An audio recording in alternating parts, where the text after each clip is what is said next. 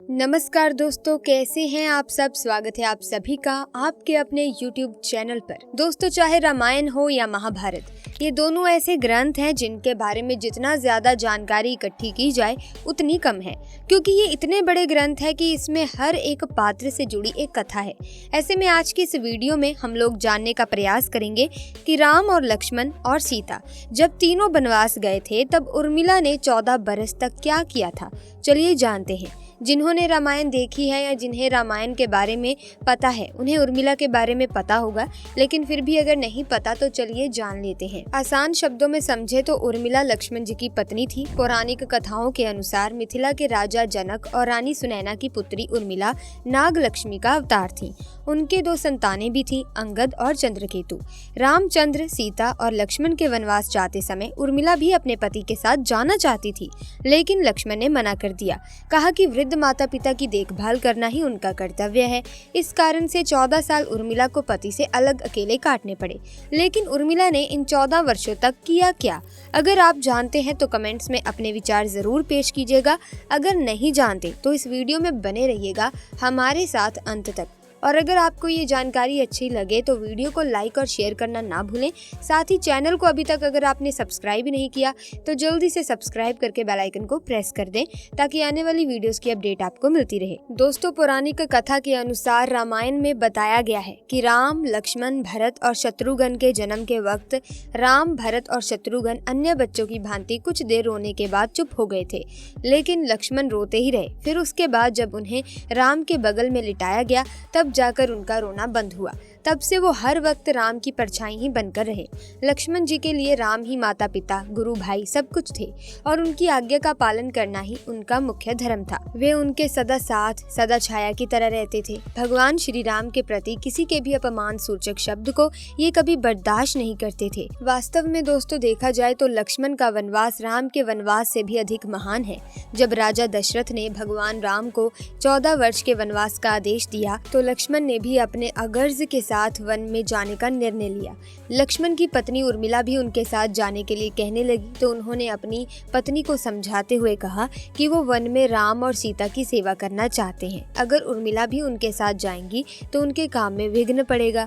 राम के वनवास जाने के समय उर्मिला भी एक पतिव्रता स्त्री की तरह अपने पति लक्ष्मण जी के साथ जाना चाहती थी, लेकिन लक्ष्मण जी ने उन्हें ले जाने से इनकार कर दिया। उर्मिला ने बहुत मिन्नतें की। वो अपने पति की सेवा करना चाहती हैं, पति के हर दुख सुख की साथी बनना चाहती हैं, पर लक्ष्मण जी ने कर्तव्य और धर्म की दुहाई देकर देवी उर्मिला को वन जाने से रोक दिया। लक्ष्मण के मुताबिक, मैं अपने भ्राता राम और भाभी सीता की सेवा करने के लिए जा रहा हूँ। मैं नहीं चाहता कि सेवा में कोई भी कमी रह जाए। लक्ष्मण ने उर्मिला से ये कहकर मना कर दिया कि अयोध्या के राजा को और माताओं को उनकी आवश्यकता है। उर्मिला के लिए बहुत कठिन समय था। उर्मिला ने दिल पर पत्थर रखकर लक्ष्मण जी की ये बात मान ली और वो उनके साथ नहीं गई। जब लक्ष्मण जा रहे थे तब इस सबसे विकट क्षणों में भी उर्मिला आंसू न बहा सकी, क्योंकि उनके पति लक्ष्मण ने उनसे एक और वचन लिया था कि वो कभी भी आंसू ना बहाएगी, क्योंकि अगर वो अपने दुख में डूबी रहेगी तो परिजनों का ख्याल नहीं रख पाएगी।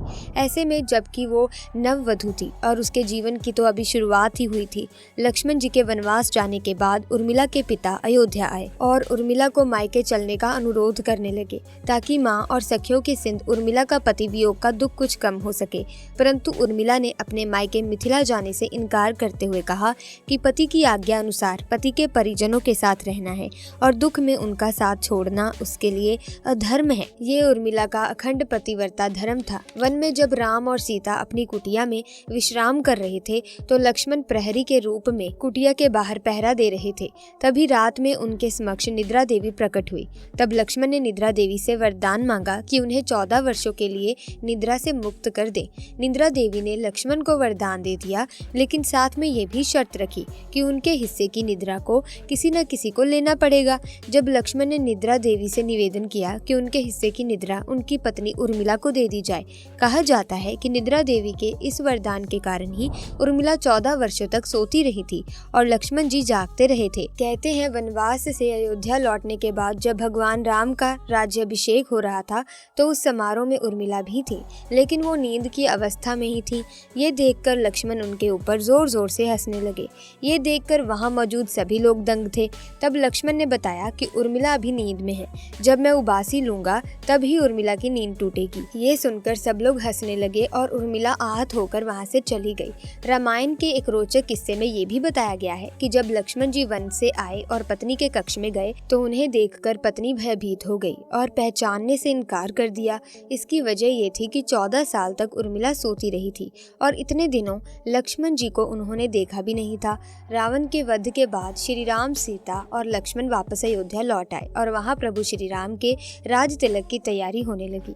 उस समय लक्ष्मण जोर जोर से हंसने लगे। तब लक्ष्मण ने इस हंसी का कारण पूछा तो उन्होंने जो कहा कि सारी उम्र उन्होंने इस घड़ी का इंतजार किया था कि अब मैं श्री राम का राज तिलक होते हुए देखूंगा, लेकिन अब उन्होंने निद्रा देवी को दिया गया वो वचन पूरा करना होगा जो उन्होंने वनवास जाने के पहले दिया था।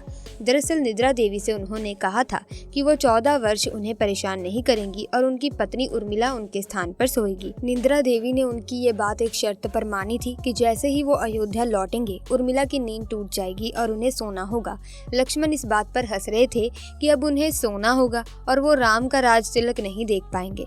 उनके स्थान पर उर्मिला ने ये रस्म देखी थी। लक्ष्मण के उर्मिला से अंगद और चंद्रकेतु नाम के 2 पुत्र तथा सौमदा नाम की एक पुत्री उत्पन्न हुई थी। अंगद ने अंगदियापुरी तथा चंद्रकेतु ने चंद्रकांतापुरी की स्थापना की थी। उर्मिला के पतिव्रता का बल एक अन्य कथा के अनुसार लक्ष्मण की विजय का मुख्य कारण बना। मेघनाथ के वध के बाद उनका सर श्री राम जी के युद्ध शिविर पर रखा हुआ था। उस शव को मेघनाथ की पत्नी सुलोचना लेने आई। पति का शीश देखते ही सुलोचना का दिल अत्यधिक द्रवित हो गया।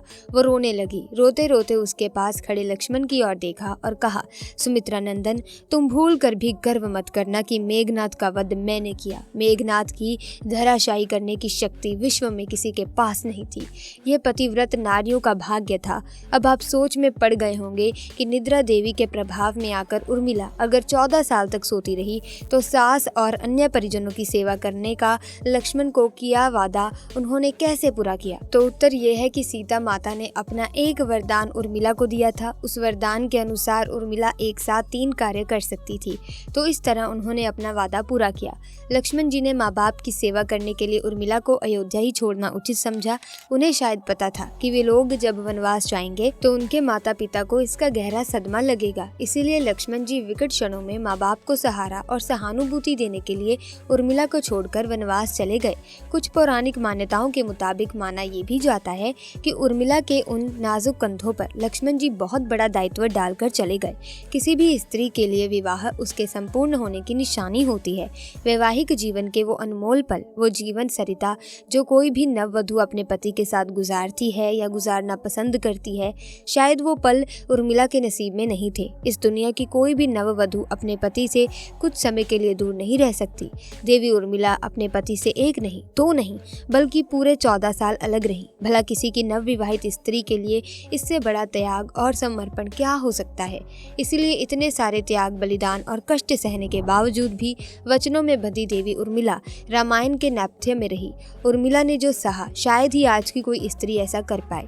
इसीलिए वर्तमान की दृष्टि से देखें तो उर्मिला रामायण की सबसे अतुलनीय और पवित्र पत्नी के साथ साथ त्याग, बलिदान और समर्पण की देवी है। आज की पीढ़ी के लिए उर्मिला का व्यक्तित्व सबसे ज्यादा सम्माननीय और पूजनीय होना चाहिए। तो दोस्तों, आज की वीडियो में बस इतना ही। मुझे उम्मीद है कि वीडियो आपको अच्छी लगी होगी। अगर हाँ तो वीडियो को लाइक करें, शेयर करें और चैनल को सब्सक्राइब करके बेल आइकन को प्रेस करें ताकि आने वाली वीडियोस की अपडेट आपको मिलती रहे। आपका बहुत बहुत धन्यवाद।